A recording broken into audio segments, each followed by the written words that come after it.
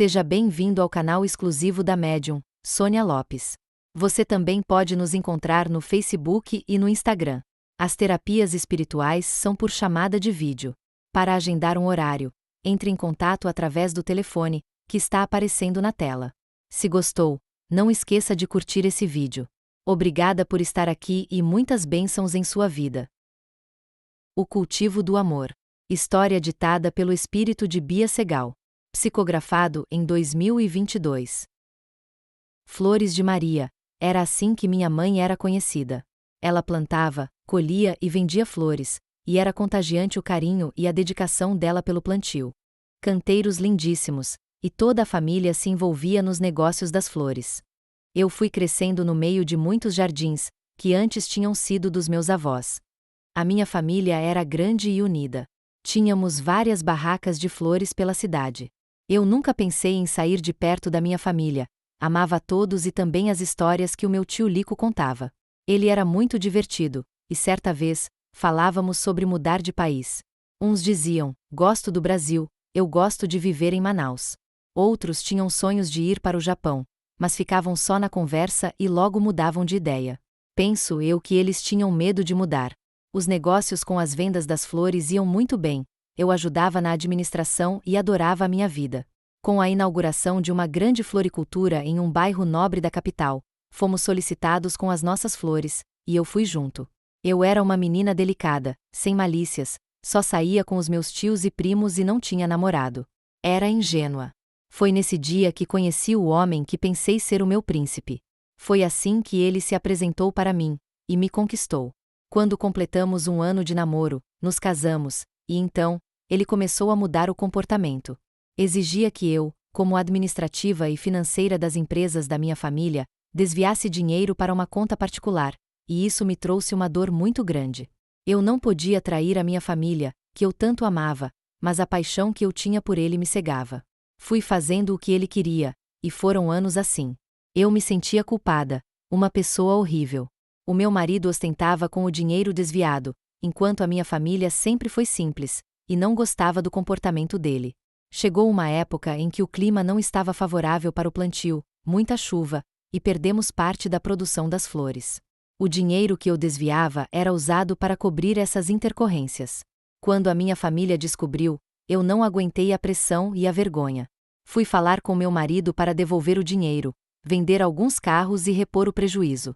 Ele riu na minha cara e disse: "Você me deu o dinheiro porque quis. Se fosse inteligente, teria pensado melhor. Isso é um problema seu." Até então, eu nunca tinha perdido o controle emocional. Comecei a bater nele, chorar e gritar. O meu marido, o homem por quem eu era perdidamente apaixonada, fez eu odiá-lo com todas as minhas forças. E me disse: "Vou embora. Só estava com você pelo dinheiro. Agora que consegui, você não me serve mais." Ao ouvir aquilo, não parecia real, mas um pesadelo. Ele pegou as malas, colocou no carro e saiu. Eu, louca e desesperada, peguei o outro carro e fui atrás. Queria impedi-lo de me deixar e na avenida, dirigindo cega de raiva, de medo, de tudo, ao atravessar uma rua, bati em outro carro e capotei várias vezes. Vi tudo escurecer. Quando recobrei o juízo, como dizia minha mãe, acordei ao lado do meu túmulo. Eu sabia que tinha morrido, e a única coisa que queria era me vingar de Eduardo por tudo o que ele me fez. Sem saber para onde ir, fui ficando no local onde via a minha mãe acender velas, para o meu espírito ter paz. Ela não percebia que eu estava ali perto. Quando ela foi para casa, eu fui junto. O meu plano era encontrar o Edu. Eu ouvia a minha família falar de mim, sobre o dinheiro desviado, e a minha prima Marília falava: "Como a Bia foi burra. Acreditar naquele mulherengo. Enganou ela direitinho." O meu ódio só aumentava e tracei um plano para me vingar dele. Percebi que todo o amor que sentia por Edu virou ódio. Eu ficava atenta, ouvindo tudo o que falavam a respeito dele, e onde eu poderia encontrá-lo. Fui a um bar que ele frequentava e o vi. Agora ele me pagaria. Via-o sorrindo, sentado em uma mesa com várias garotas, gastando o dinheiro da minha família. Foi então que percebi algumas pessoas estranhas se aproximando de mim. Um homem alto, de jaqueta preta cheia de pinos, como se fosse um roqueiro, botas, barba e bigode ruivos, me disse: "Vai com calma. Você quer se vingar dele?" O que ele te fez? Posso te ajudar, pois esse pilantra também me deve muito. Pensei, estou falando com um morto como eu? Como isso é possível? Respondi ao homem. Sai daqui, você está morto. Ele deu uma gargalhada. E você? Está viva?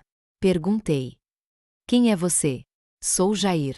Assim como você teve uma vida, uma família, eu também tive, e esse malandro me passou para trás.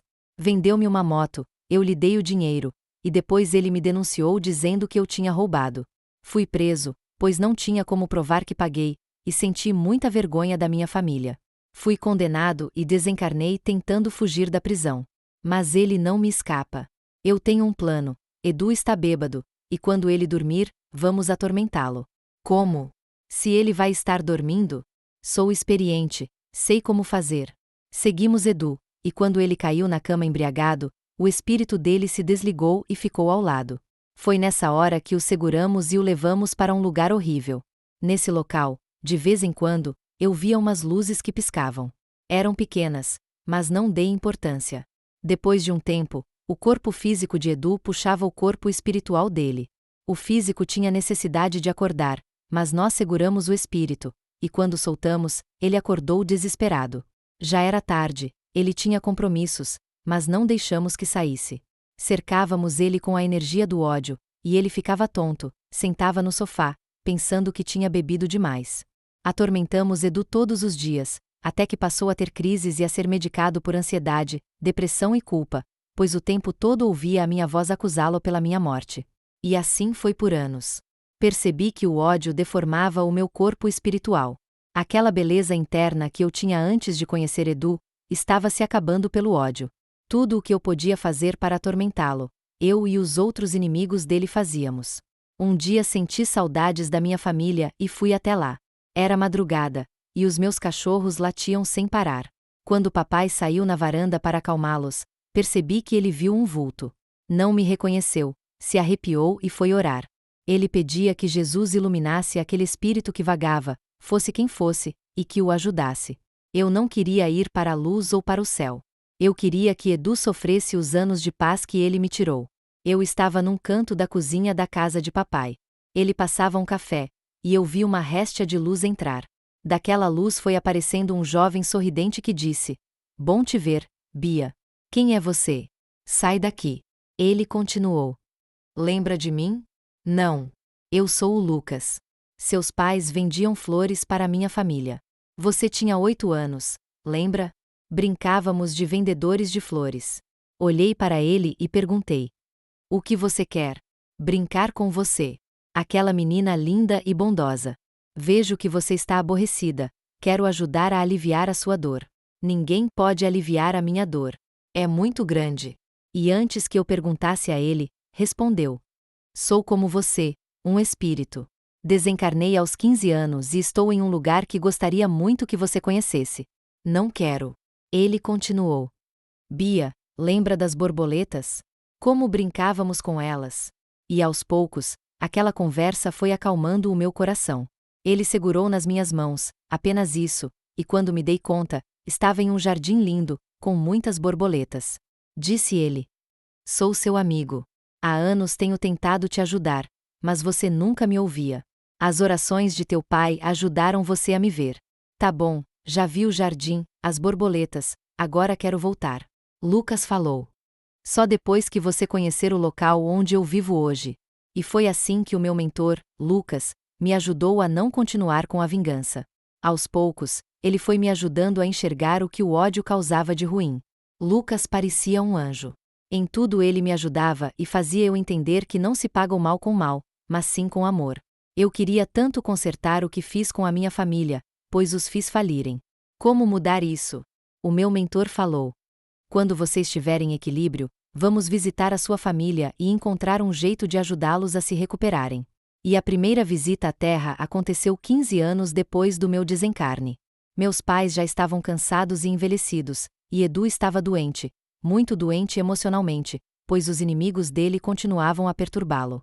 Foi com muita dificuldade, perseverança e fé, que eu e o mentor conseguimos levar os inimigos de Edu para uma colônia espiritual. O perdão é isso, me fez muito bem. Para ajudar a minha família a se recuperar da falência, eu e irmãos de luz, íamos às lavouras, aos plantios de flores, orar para a terra produzir, e intuímos um especialista que cuidava da fertilização do solo a ajudá-los. A minha maior alegria foi ver que o plantio das flores estava lindo, saudável e vendendo. E como é bom cultivar o amor e não o ódio. Nessa cidade onde eu vivo, que é imensa, aprendemos com as lições de Jesus: cultivar o amor. Psicografado pela escritora da espiritualidade Sônia Lopes.